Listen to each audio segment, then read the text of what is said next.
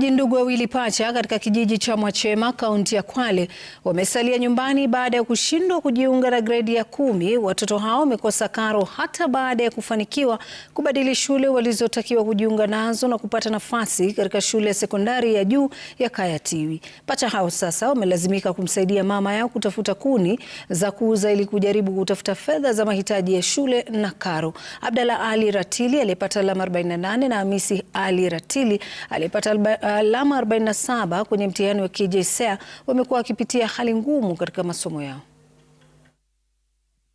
Tafuta kuni tukatakata tukianika tukipata mteja tuziuza ndo tuongeze pesa, labda kama sitatosha ama tutapata nusu ya kwenda shule. Na tamani nipate usaidizi ni riziki masomo, maana najua naweza kwa sababu marks niliyopata pia mazuri.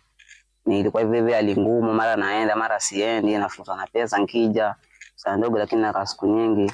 Watoto watakana uko shule watakana kama 100,000 na 1000 ngapi, maana ni watoto wawili na mimi sina uwezo kupata hizo pesa, maana mimi sina kazi yangu kufulia watu, kufua nguo na kutafuta kuni, na sina kazi nyingine ya kupata pesa. Wamekuwa watoto wenye bidii shuleni, tumewafurahia, ingawaje wamekuwa na changamoto za maisha. Wakiwa huko chini hawakuwa wanahudhuria vizuri kwa sababu ya mara njaa, pia uniform zao zilikuwa mararu, viatu pia walikuwa wakikanyaga bila viatu.